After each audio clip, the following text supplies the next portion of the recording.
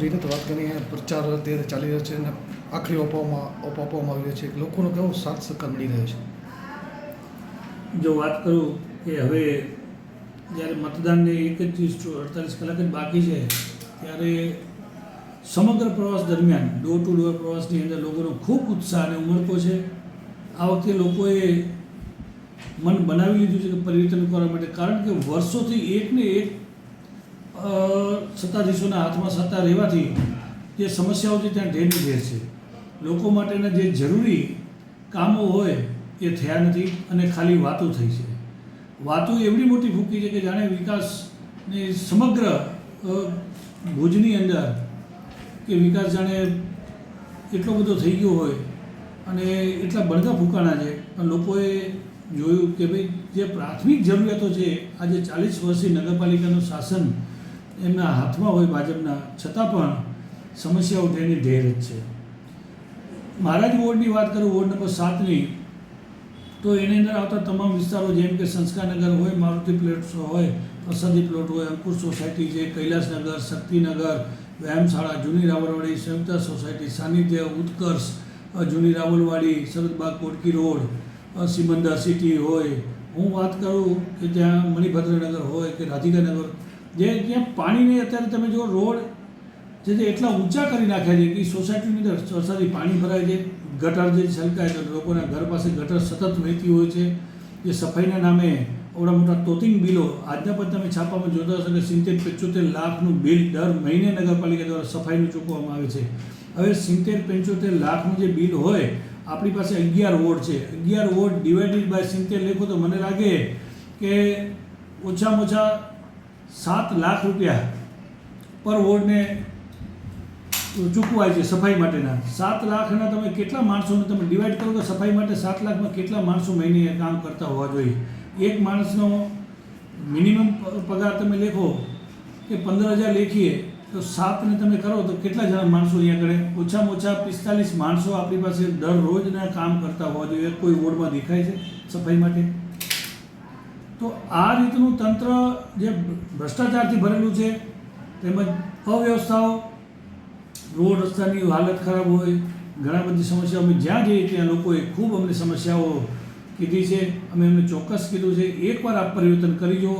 આટલા વર્ષોથી આપે આ લોકોને મત આપ્યા છે, એકવાર કોંગ્રેસનો હાથ મજબૂત કરી કોંગ્રેસની પેનલને ચૂંટાવો, કોંગ્રેસના ઉમેદવારોને ચૂંટાવી આપનો ઉમેદવાર ચૂંટો.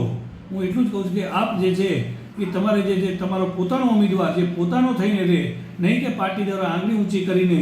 એટલે આપે તમારો ઉમેદવાર ને તમારે જ ચોઈસ કરી અને એવા ઉમેદવારને મત આપવો જોઈએ કે જે તમારી સાથે રહે, નહીં કે પાર્ટીની કીધેલી ગાઈડલાઇનને આંગળી ઊંચી કરીને રહેતો હોય. ત્યારે હું આપ સૌને અહીંયાથી નગરજનોને વિનંતી કરું છું કે આ પરિવર્તનની આંધી અલીફે છે, પરિવર્તનની અંદર તમામ વોર્ડ ભુજના જે પણ ઉમેદવારો છે, કોંગ્રેસના ઉમેદવારોને મત આપી અને વિજયી બનાવશો. ત્યારે જ હું ચોક્કસ કહીશ કે વોર્ડ નંબર 7ના પણ જે રહીશો છે, નગરજનો છે, તેને મારી નમ્ર વિનંતી છે કે આપણે પણ ભુજની અંદર જ્યારે પરિવર્તન થવા જઈ રહ્યું છે ત્યારે આપનો કિંમતી મત એ કોંગ્રેસના બંને ઉમેદવારો ભાઈ શ્રી નવદીપસિંહ રામદેવસિંહ જાડેજા જે મારા સન છે અને બેન જ્યોતિબેન ગોહિલ, એ બંનેનો ક્રમાંક 1 અને 2 છે.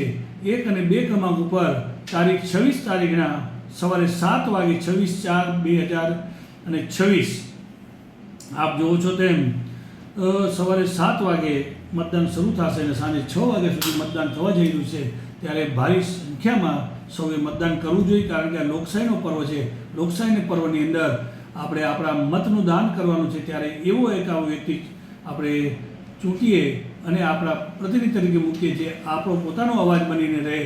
આપણા અવાજને બુલંદ કરવો હોય તો આપણે ભારી બહુમતીથી આપણે મતદાન કરવું જોઈએ. અને ઘરેથી નીકળી તડકો હોય પણ તમારે તડકો 1 દિવસ સહન કરવાનો છે, પછી 5 વર્ષ માટે આ કાળરૂપી તડકાઓ જે આપણી માથે શાસન કરે અને ત્યારે આપણી પાસે કાંઈ વિકલ્પ નથી રહેતો.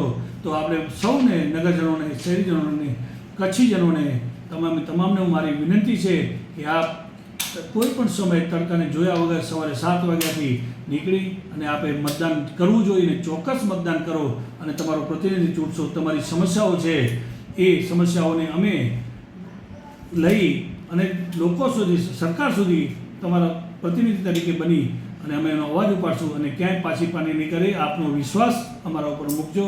અમે ક્યારેય આપનો વિશ્વાસ તૂટવા નહીં દઈએ અને એ વિશ્વાસથી જ અમે કામ કરશું. જ્યારે અમે પ્રવાસમાં ગયા છીએ ત્યારે અમને ખૂબ ઉમળકો મળ્યો છે, ત્યારે હું હૃદયથી આપ સૌનો અત્રેથી આભાર માનું છું, કારણ કે આપે અમે જ્યારે આવ્યા ત્યારે ઉમળકાભેર અમને જે આવકાર આપ્યો છે, અમારું સ્વાગત, અમને જે વિચુંબો કરાવ્યો હોય, ત્યારે અમે ક્યારે પણ આપણે સૌનો આ ઋણ ભૂલી નહીં શકીએ. પણ એટલું જ છે કે આપ રહી ન જાય. આપણો એક મતની કિંમત છે. આપણે એમ થશે કે નહીં એક મતથી શું ફરક પડશે, પણ એક મત ક્યાંક તમારો જે ચૂંટવાનો છે પ્રતિનિધિ, એના તરફેણમાં એકાદું રહી જશે તો એક મતની ભારે કિંમત આપણે સૌએ ચૂકવવી પડે. ત્યારે એટલું જ વિનંતી છે કે આ તમામ પ્રશ્નોને લઈને મારે તો ઘણું બધું છે, પણ સમય આપ સૌ જાણો છો તેમ હવે આપણે આગામી દિવસોની અંદર જો નગરપાલિકા આવી તો ઘણા બધા અમારા મેનિફેસ્ટો છે, શું શું કરવું જોઈએ, શું આ લોકોએ કર્યું છે. કૃષ્ણાજી પુલ આજે 4 વર્ષથી બંધ છે. સમગ્ર વાત કરું તો હમીરસરનું બ્યુટિફિકેશન છે, તમે જુઓ કેવું બ્યુટિફિકેશન છે. રોડ, રસ્તા, બસ સ્ટેશન વિસ્તારની અંદર નીકળવું ભારી હોય છે. જે ત્યાં કાચિયાઓ બેસે તો એના માટે હજી વૈકલ્પિક વ્યવસ્થાઓ નથી. લોકોને વ્યવસાય માટે ખાણીપીણી માટેની વૈકલ્પિક વ્યવસ્થાઓ હોવી જોઈએ. શહેરને જો ભુજને સુંદર બનાવવું હોય તો આપણે સૌએ સાથે મળીને કામ કરવું પડશે અને આપણે સૌએ સાથે મળી આપણો પ્રતિનિધિ ચૂંટવાનો છે.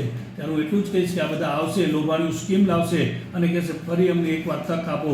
આ વોર્ડની અંદર છેલ્લા 40 વર્ષથી ભાજપનું શાસન છે અને આ વોર્ડની અંદર છેલ્લે જે પ્રમુખ છે એ પણ આ વોર્ડના હતા, કારોબારી ચેરમેન પણ 7મા વોર્ડના હતા, શાસક પક્ષના નેતા પણ 7મા વોર્ડના હતા. છતાં પણ સમસ્યાઓ ઢેરની ઢેર છે અને પાછા આવી વળી ચૂંટણી આવી એટલે કે જે વળી અમને મત આપશો. લોકો આપે સૌએ વિચારવાનું છે. આપ સૌ વિચારધીન છો.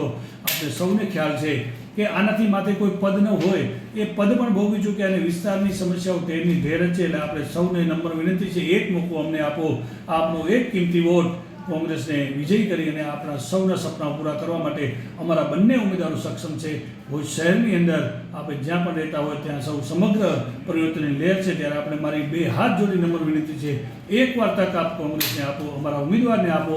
અમારા ઉમેદવાર આપની સાથે રહીને કામ કરશે, આપણી સમસ્યાઓની સાથે સમાધાન જે સમસ્યાઓનું કરાવશે અને ક્યાંય પાછી પાની નહીં કરે એવું મારી આપ સૌને નમ્ર વિનંતી છે. મતદાન આપણું એક અમૂલ્ય વોટ જે આપ કરી અને આ પર્વને, લોકશાહીના પર્વને ઉજવશો એવી આપ સૌને મારી નમ્ર વિનંતી.